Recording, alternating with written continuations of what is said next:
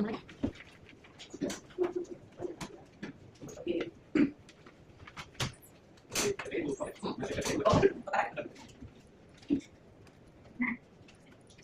Assalamualaikum warahmatullahi wabarakatuh. Waalaikumsalam warahmatullahi wabarakatuh. Selamat pagi, salam sejahtera sekalian. Disyukur dengan Allah Subhanahu wa taala karena atas izin dan kuasanya kita diberikan kesempatan dan kesehatan untuk bisa kembali. Ini pertemuan kedua setelah kemarin kita sedang mengkaji FPS dan perkenalan. Bapak Ibu, ya. Oke, dia berdoa salam salam dan doa kita dari kita Muhammad sallallahu alaihi wasallam juga kepada keluarganya, kepada sahabatnya dan semoga syafaatnya akan sampai kepada semua. Amin ya rabbal alamin. Adik-adik masih semangat? Masih. Oke. Jadi saya minta untuk adik-adik yang semua yang tidak berhubungan dengan kebiasaan permasalahan, silakan diisi dulu ya supaya tidak mengganggu. Oke, sebelum kita mulai kita absen dulu, kemudian kita bersama ya. Oke. Muhammad Abiyat Tokyo. Oke. Saya apa? Siti Gobel. Sakit, di kamar sehat sakit, bisa Evian dulu lah, Mulyani Sarana aja dulu, Siti Muhammadiyah Pusat. Oke, alhamdulillah. Semoga adik-adik teman-teman yang lain yang sakit itu bisa diberikan kesehatan. Baik kita bisa ketemu lagi sahabat dan silakan, tadi catat belum di bawah sana. Silakan bisa. Sebelum mulai pertanyaan ini, mari kita berdoa. Ini doa. Ambil doa. Oke, kemarin kita sudah mengkaji TPS ya, dan kita sudah melihat banyak kali akan kita pelajari. Tetapi sebelumnya saya mau tanya sama kalian, mengapa adik-adik memilih fakultas ini? Ya, silakan. Saya mau jadi pengusaha. Oke, bagus. Yang lain? Bisa? Mau tidak? Ini di situ. Oke, habis ya. Oke, jadi tadi Mulyani suka menjadi pengusaha ini, jadi usaha, jadi konsep. Kenapa kan konsep ini bisa menjadi apa saja? Ya, karena profil usaha di situ. Di menjadi usaha tentunya banyak hal yang kita pelajari. Salah satunya adalah apa? Kalau misalnya adik-adik ada yang suka belajar? Sekolah, ya. Jadi adik-adik belajar di sekolah di mana? Belajar di sekolah di mana? Belajar online. Kenapa? Banyak orang diskon, banyak mudah, guru-guru kita sudah ada. Nah, itu adalah salah satu trik permasalahan. Hari ini kita akan belajar mengenai konsep dasar permasalahan. Nah, jadi kenapa orang harus belajar online? Karena memang di konsep pembelajaran itu lebih mudah, ya. Oke, kita kembali ke konsep pembelajaran, konsep dasar permasalahan. Sebelumnya saya harus menyampaikan dulu supaya pembelajaran kita hari ini bahwa yang pertama mahasiswa mampu menjelaskan konsep dasar permasalahan. Yang kedua menyebutkan tujuan mampu menyebutkan tujuan permasalahan. Yang ketiga mahasiswa mampu menguraikan sistem permasalahan. Karena paling banyak mahasiswa fakultas ekonomi itu suka jadi pengusaha, ya. Jadi sangat ini sangat berguna, ya. Oke, konsep dasar permasalahan. Apa sih permasalahan? Ya, cara bagaimana pengusaha itu menggunakan. Oke, bagus. Jadi permasalahan ada yang lain? Tadi sudah menyebutkan bahwa permasalahan adalah oke, cara-cara dalam permasalahan. Ya, insya Allah. Oh, ya. Bedanya boleh saya minta tolong Bu. Jadi saya punya ini loh ya. Iya. Ada kertasnya sih. Oke, masih hasilnya. Oke, tadi Siti sudah menjelaskan bahwa permasalahan adalah cara-cara. Oke, ini sekali. Ada lagi yang dinamakan? Oke, silakan. Cara mempromosikan. Jadi permasalahan adalah proses perencanaan dan pelaksanaan kegiatan untuk menciptakan produk, menetapkan harga, mempromosikan dan mendistribusikan barang, jasa, dan ide agar terjadi kebutuhan yang memuaskan konsumen. Paham seperti itu? Oke, baik ya. Elemen konsep permasalahan ada 5. Yang pertama adalah kebutuhan. Kondisi dasar kebutuhan adalah kondisi dasar dari kebutuhan yang dirasakan. Jadi kalau kita lihat kira-kira apa yang kami butuhkan, mau jual apa? Itu ya. Kalau misalnya kita masuk dari mindset itu jadi usaha, kira-kira mau jual apa? Kalau sampai jual nasi kuning sama orang tukang sepuni, kira-kira mau jual apa? Yang kedua keinginan atau bentuk spesifik dari kebutuhan yang kita ambil dari individu. Jadi keinginan, kira-kira orang yang biasanya makan pisang goreng pakai dagu, itu orang lain sudah biasa makan pisang goreng pakai coklat. Jadi keinginannya, ternyata orang tahu dia suka pakai coklat, tidak mungkin. Pasti ada yang suka makan pisang goreng, dia pakai dagu atau sambal, mereka suka pakai coklat yang manis. Kemudian permintaan keinginan yang didukung oleh teori. Jadi ketika Mulyani kan bagi sebagai usaha, mau jual apa? Dia sudah depan produknya, pisang gembung, pisang ibadah, pisang goreng, pisang coklat. Tiba-tiba Mulyani bisa menjadi usaha pisang gembung dan tiba-tiba viral. Ketika Mulyani biasanya hanya putus satu sisi satu hari, ketika banyak permintaan harus mencari seribu sisir. Masya Allah, luar biasa. Amin. Yang kedua dasarnya adalah nilai kepuasan dan kualitas. Banyak orang jual pisang gembung, tapi tidak seperti Mulyani. Itu kan, walaupun banyak orang jual nasi kuning, banyak orang yang jual MBP, pasti kita akan makan kita suka punya nilai, kita puas dan ada kualitasnya. Di sana ada punya China. Oh, di sana punya Rica, di sana ada Rica. Di sana ada punya karyawan status, itu kan. Jadi kita bisa memilih dari nilai, kepuasan dan kualitas. Selanjutnya adalah produk atau tawaran yang memenuhi kebutuhan atau keinginan. Kira-kira kita menjual pisang gembung adalah kebutuhan atau keinginan? Oke, baca. Tujuan permasalahan. Dan yang pertama ada memenuhi kebutuhan konsumen. Fokus utama adalah memahami dan memuaskan apa yang diinginkan pasar. Tapi ada yang diinginkan. Ada sisi sama sudah Kalau di pengusaha, ada metode tertentu. Kalau misalnya kita mau jual makanan atau mau jual pakaian, atau masalah itu ada perbedaan. Oke, bagus ya pertanyaan tadi. Jadi begini, untuk setiap rancangan jika kita ingin menjual, dan kita harus tahu apa perbedaan. Apa perbedaan produk kita dengan produk yang lain? Karena ketika kita mengalami pandemi, semua orang hampir jadi usaha. Itu menjadi catatan buat kita. Kalau orang sukanya dari usaha dulu, baju kah? Oke, baju ya. Jadi kita sekarang ada di zaman kan, orang-orang mau murah tapi kualitasnya bagus. Gitu kan? Orang-orang mau murah, kalau sudah 105 apalagi harga yang oke, mahal. Bagaimana kita bisa memilih produk yang bisa diberikan dengan harga terjangkau dan kualitasnya bagus? Ya, jadi kita menjual produk apa yang kita jual. Siapa salah? Kalau tadi menjual baju yang 100.000, tidak mungkin tadi menjualnya sama naik ke Safina. Ya kan? Ya, naik ke Safina, bajunya kan, kita jual sama sama ini, diberi baju 100.000, gitu kan? Ya, jadi selesainya. Oke, lanjut. Yang kedua adalah meningkatkan kepuasan pelanggan, membangun loyalitas melalui keamanan positif. Bagaimana itu membangun loyalitas? Meningkatkan kepuasan pelanggan. Pernah ada pakai sekalian? Kita harus kasih servis yang baik. Dan supaya pelanggan mau balik. Bagus, sekarang. Jadi ada perbedaan. Toko belum tahu toko nasional atau pembelajaran akhirnya yang pembelajaran nasional. Tahu bedanya? Salah satu bedanya adalah pengalaman. Ketika kita masuk di lingkungan, sama ibu silakan. Ya kan? Dia dari yang belum tahu, dia lokal.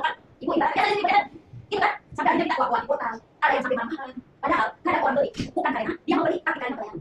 Ya, jadi kita harus bisa membedakan bagaimana kita bisa meningkatkan kepuasan pelanggan melalui iklan positif. Kalau sekali barang dari situ, kalau sudah ada testimoni asli dari konsumen, jangan tanya, pasti akan berkembang. Itu kan? Ya, salah satunya apa? Contoh toko-toko yang tidak berbagi atau apa yang kita ya, yang kita ya, ada lagi. Lapas samping, ada yang namanya itu nih. Ya, kenapa? Karena mereka punya pengalaman positif kan situ. Ya, lanjut meningkatkan volume penjualan. Dari kita sudah banyak permintaan, kita harus meningkatkan volume penjualan untuk mendorong pertumbuhan pendapatan perusahaan. Yang sudah disampaikan tadi sama, kemudian kami yang terbiasa satu hari masa sisir akan bertambah permintaan lebih dari sisir. Kemudian sesuatu adalah meningkatkan daya saing atau memperkuat posisi perusahaan pasar. Jadi jangan heran, ketika ayam geprek itu sudah mencabut, kita harus bisa menjadikan sesuatu yang berbeda di antara ayam geprek lainnya. Pasti adik-adik sudah dari tempat makan ayam geprek, ya pasti ada tahu di mana ayam geprek yang berbeda, ya kan? Nah, jadi kita kalau kembali karena ikut viral, kita pasti datang ke tempat ayam geprek dan makan. Yang paling krusial dalam membangun hubungan jangka panjang, yaitu menciptakan hubungan yang kuat dan yang lama. Ada satu pelanggan saya pelanggan ayam di satu supplier. Kemudian dia mengirimkan ayam ibu dalam keadaan busuk. Yang itu akan bisa saya kena ayam seperti ini. Ibu silakan telepon kembali. Kami akan bayar beserta ongkos kirim.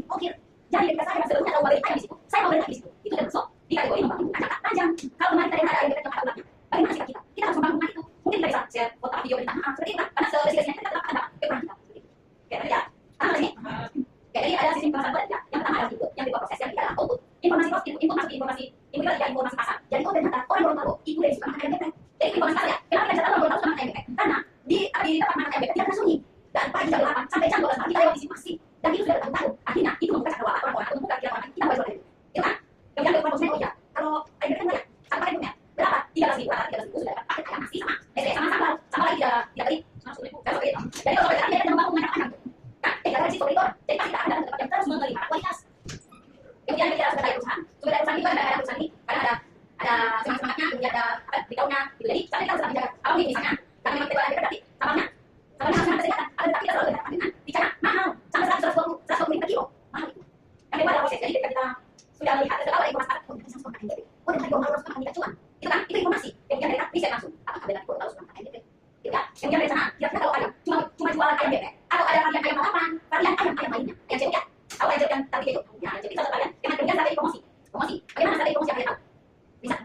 Oke, bagus. Jadi sekarang strategi kita perlu jualan. Tidak perlu bisa berapa? Kita jalan yang mahal pembayarannya. Tetapi kalau kita seperti apa? Konten, bisa pakai media sosial. Itu kan strategi promosi. Bisa satu WA, satu Facebook, IG, itu kalau misalnya rezeki memang pure ya.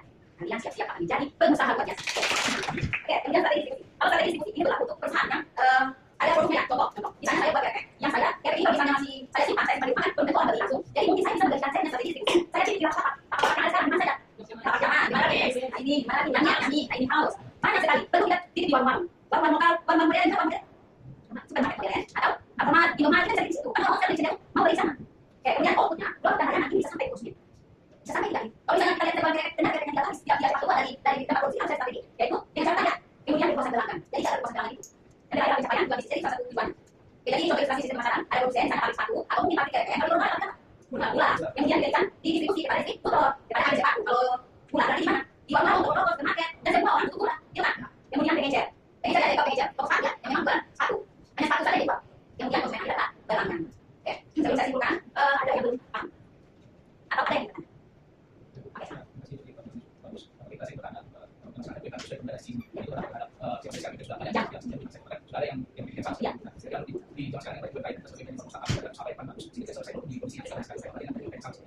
Bagus, ya perencanaan yang luar biasa. Karena memang untuk memulai suatu usaha itu butuh effort yang luar biasa. Karena apa? Bahwa kita lihat saja ayam geprek semua orang jual ayam geprek. Kira-kira tips apa? Ada yang bisa menjawab? Pertanyaan dari kalian? Tadi ada? Ada? Tips apa? Tadi. Bagus tadi. Ya, dari salah satunya adalah tadi. Kita bisa memberikan satu perbedaan yang luar biasa yang lebih nilai yang lebih tinggi daripada produk yang memang kita akan jual. Ini tadi pertanyaan bersama dengan tadi ya. Kira-kira ada yang mau gimana? Oke, ya benar. Kenapa orang sakit sederhana luar biasa ya? Karena sekarang itu banyak lapak yang menjual minuman sehat dan hampir semua mahasiswa saya lihat mengonsumsi itu setiap hari. Itu luar biasa. Silakan dimulai. Dan nilai jualmu adalah pangan sehat. Orang-orang bagaimana kita bisa membuat kebiasaan kita sesuai tersebut. Tidak ada sehat ini kan kebiasaan yang buat. Begitu kan? Kita hanya bagaimana cara kita yang paling efisien adalah dalam bagaimana sehat ini. Atau mungkin kita bisa gerakan hidup. Iya, ternyata minum ini hasilnya akan seperti ini dan jangka panjang. Gitu. Dan dengan produk yang akan dibuat di pasar posisi dan lebih bagus kalau ada 100% halal aman. Itu kan? Orang-orang akan tertarik. Insya Allah semua konsumen di kota Pahlawan lebih tertarik dengan makanan sehat. Oke, ada lagi pertanyaan? Cukup ya. Oke, saya sebutkan bahwa pemasaran adalah proses dalam ekonomi konsumen dan dicapai dua sisi. Tujuan utamanya adalah memberikan nilai dan kekuasaan kepada pelanggan secara berkelanjutan. Sistem pemasaran dibagi berbagai elemen dan pihak yang saling terkait berbeda sama dengan proses dalam proses yang dinamis. Memahami konsep ini krusial untuk keberhasilan bisnis di pasar yang berbeda. Oke, ini kesimpulannya dan tugas akhir. Jadi kita sudah pakai untuk produk ya. Jadi kita salah satu ide kalian bisa jadi salah satu ide untuk proyek tanah untuk setelah untuk kepikiran ini setiap orang secara dulu dan untuk tugas evaluasi akan saya kirim pada mereka. Oke, sudah benar.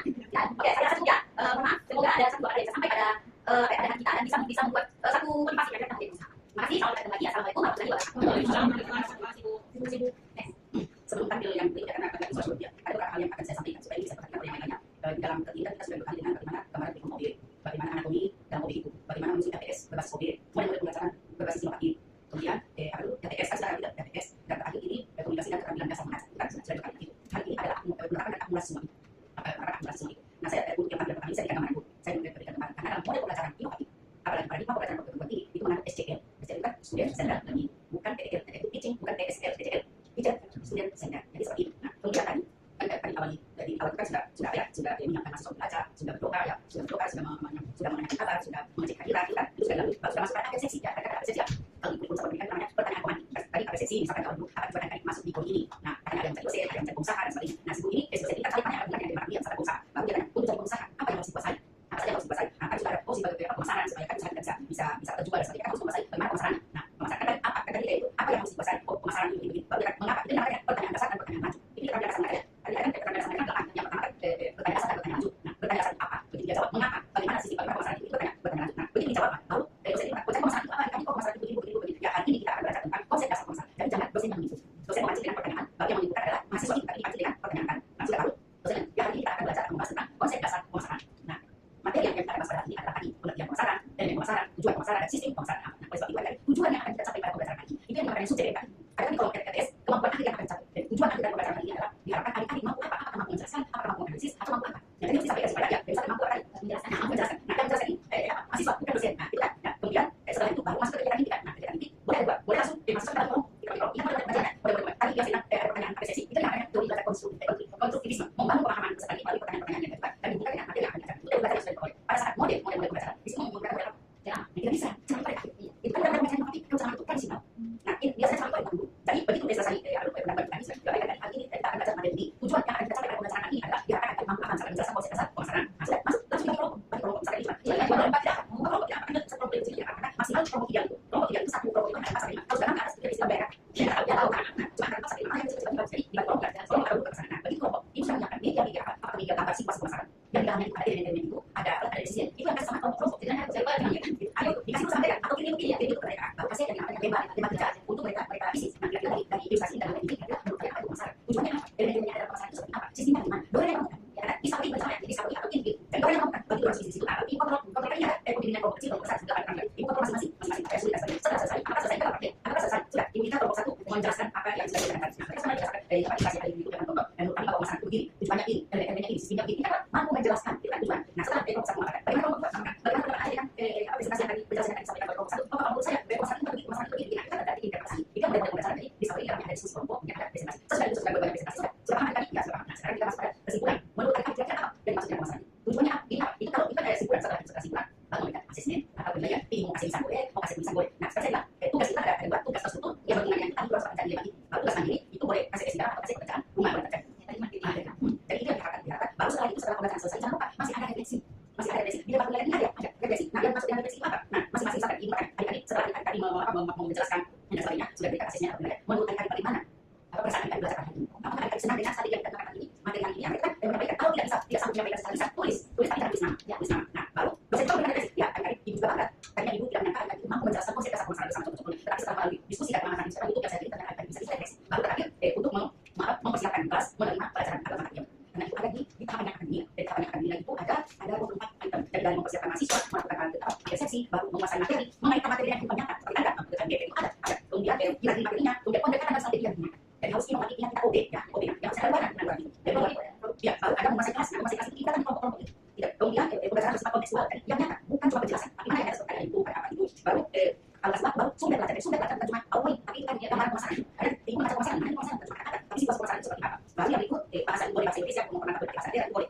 Baru melibatkan mahasiswa dalam pemanfaatan diri. Nah, kita tadi saya tahu ada itu mereka terlibat. Jadi itu yang perlu perhatikan ya, karena setiap orang yang dilibatkan ada catatan itu. Sementara hal ini itu adalah penerapan dari semua materi yang sudah kalian dapatkan beberapa kali.